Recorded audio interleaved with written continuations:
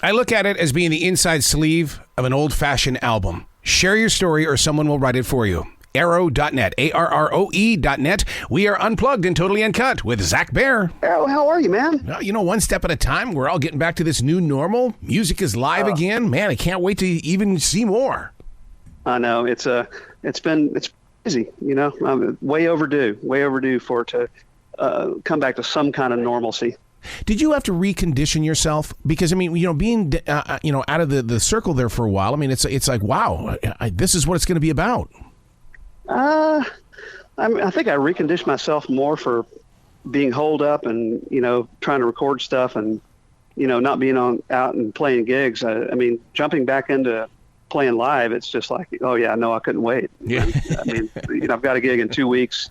It's the first one in a couple of months, and it's just like I can't get here soon enough. Well, I'll tell you what, I have a different respect for those that do come to the performances, because now it's like I respect them more, and I love looking direct into their eyes, where before, you looked at the entire crowd. Oh yeah, totally. Yeah. Right there with you. Yeah. Right there with you. The new song, Just Like Anyone. How did you piece this one together? Was it pieces parts, or was it one where you guys all got together in the studio?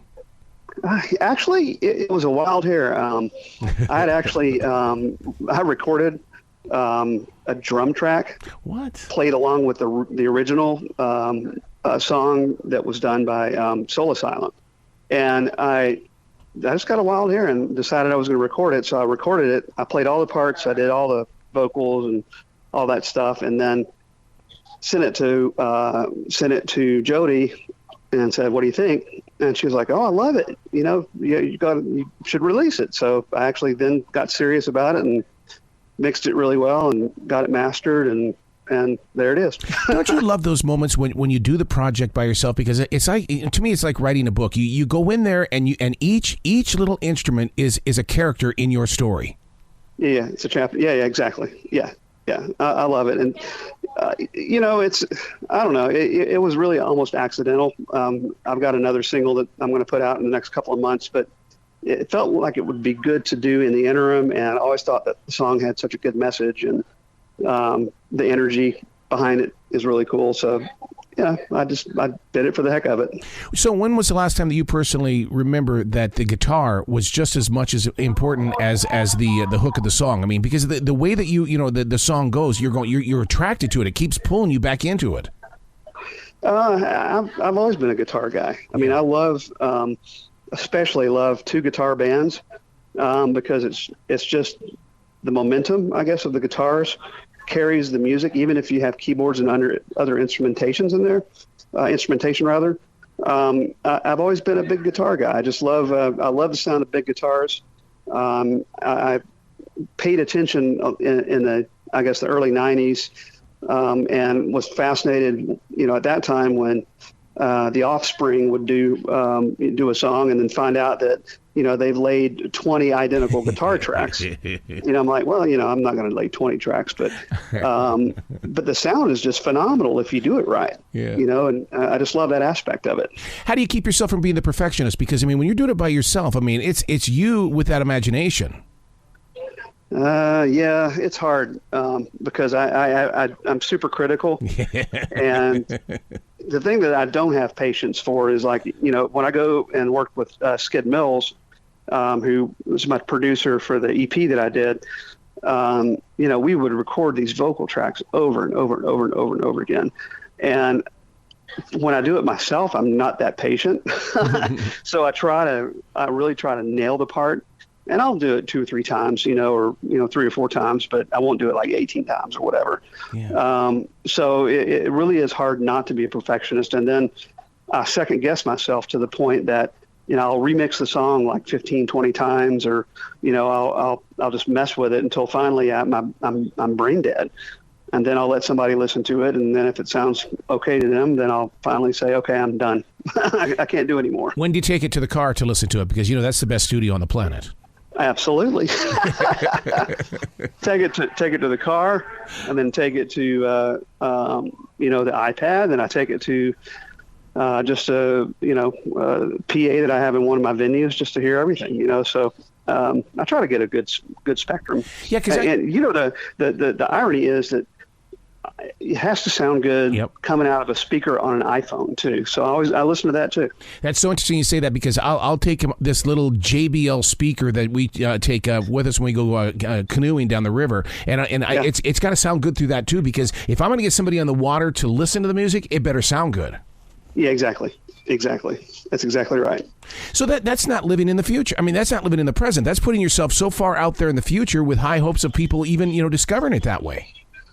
Yeah, I mean, I figure that I've this is my fourth or fifth single, I think, in 3.5 years. So I think people are starting to know who I am, and they know the quality of the work and the types of songs that I like to do. So I guess I'm projecting that forward to make sure that those who do know me are not disappointed, and they would be like, oh man, that last song you did was awesome, but this one sucks. I don't want that to happen. Do you ever go in there and look at Alexa's numbers or Siri's numbers and things like that to find out how many times people are reaching out for you? Say that again. I'm sorry, I lost you there for a second. Do you ever go in there with Siri or Alexa and try to figure out how many times people are actually calling out your name? How are they discovering you? Nah, not really. I mean, really? I've got a tracker that keeps track of airplay that I use. It's called WARM, WARM, like World Airplay, or whatever it is, monitor. So I got a good idea of, where geographically the songs are being played, and then I've got like the artist Spotify thing that I can go in and see how many streams I'm getting, but really not. Other than that, not really. Yeah. Well, let's talk about how radio and streaming have basically, kind of replaced each other in the way that, 1 million plays on the radio versus 1 million streams. I would be all charged up with 1 million streams. Yeah. 1 million streams will get you about $450. Is that it? Wow. So streaming is terrible. Yep. It's changed the entire music industry, not for the good, in my opinion. And I've had, my music's been streamed quite a bit, and literally in the 4 years or whatever that I've really been focusing on it, I've maybe made $1,000 from streaming, and that's a lot of streams. It's not like 20 million or anything, but at the same point in time, it's just changed dramatically. And I still get my little checks from ASCAP for airplay, and they're little, but they still pay you more for radio plays than they do for streaming. God, I remember when I remember when I was at iHeart, and if we had music on the HD channel of the terrestrial radio, it was paying even more. And to me, it was like, okay, well that's where we got to go. We got to get on those HD channels. Yeah. And actually, that's always been the HD channels have always been really interesting to me, because I think they're still underutilized quite a bit. Yep. Yeah, I think it's because big business has taken over radio and not broadcasters. Oh, absolutely. Yeah, it's just the whole face of radio has changed, unfortunately, and the music business has changed, and and there's good things and bad things. I mean, one of the good things I think is that the technology has gotten to the point where it's less expensive and less arduous for a lot of different folks who want to be artists to try to make music, and record music. The downside is I really do think there still is a use for a label or label services to get through the glut of folks that think they're artists but really are not. Yep. And their music may not be as good as they think it is.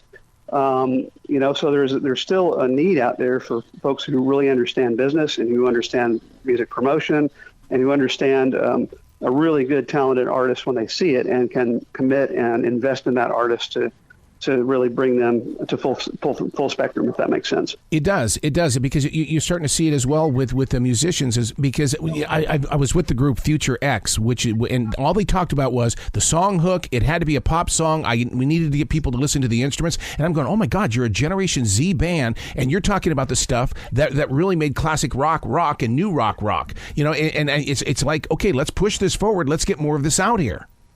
Yeah, you that's exactly right. I mean, and I still, to this day, I have artists who write these incredibly complex progressive rock songs, which I enjoy it because I'm a rock guy and I like that kind of stuff, but for the average listener, what they're listening to is something that emotionally and mentally hits them in the right manner, and they develop a love for that song, and they listen to it over and over again. And that's really what you want. The hooks are important. The guitar hooks are important. The vocal hooks are important. And the message in the song is important. Yeah. Good songwriting at the end of the day is, I think, it's what makes music timeless. Did you ever play by the rules of radio in the way that if you didn't get us that song hook in 25 seconds, it was going into file 13? Yeah, not really. I mean, I've always heard that, but I don't think I ever did it consciously. Mm-hmm. But I've always written songs in a fairly particular way, even though my musicians, my band guys will tell me that I write some messed up songs because they don't anticipate some of the changes. But yeah, I've never really thought about that. But I think it falls in line with that kind of by itself. Music has come under attack. In fact, it was just recently in front of the government, and they're going to take a bigger look into it. The cost of concert tickets for people like Bruce Springsteen and stuff like that. Do you face things like that? And how is it as a musician? Do you find yourself, I support Springsteen making that kind of money, but at the same time, it's not him. It's the promoter. Well, it's absolutely the promoter. I mean, let's just call it. It is the promoter. Yeah. And you've seen artists like the Foo Fighters who raise hell because the ticket prices are too high. Mm-hmm. And I'm a firm believer that I think that, it's okay for an artist and a promoter and everybody in the chain of music to make money, but it's not okay for them to just gouge people and make ridiculous money. I can tell you from, playing a lot of gigs in Memphis, which is a secondary market. It's not a major market. If you price the tickets too high, people won't come. I mean, they just, sadly, a lot of people around here don't have that kind of expendable income. So it's harder for them to come out and see a good show. I would rather have, a lower ticket price and a bigger turnout. Absolutely. Speaking of Memphis, did you see that Elvis movie yet? I've not. Now, everybody has said it's fantastic. Dude, it's the first time I've ever seen somebody play the part of Elvis in the way that Elvis was a human being. And I mean, when that curtain closes and he looks up at the camera, I mean, it's like, oh my God, he really did get tired. And it just echoes, what we do as musicians and music makers is that when the curtain goes down, people don't know what the next step is for us. No, they don't. I'm gonna have to see it. I've heard so many good things about it. Yeah. How often do you get back to Charlotte?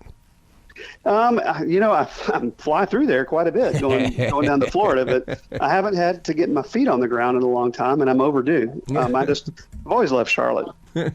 My birthplace. Absolutely. One of the things that listeners need to know about you is that you were part of the instant live recordings. Do you think a Frampton Comes Alive would work again these days to bring the concert experience, or are listeners smarter than that now?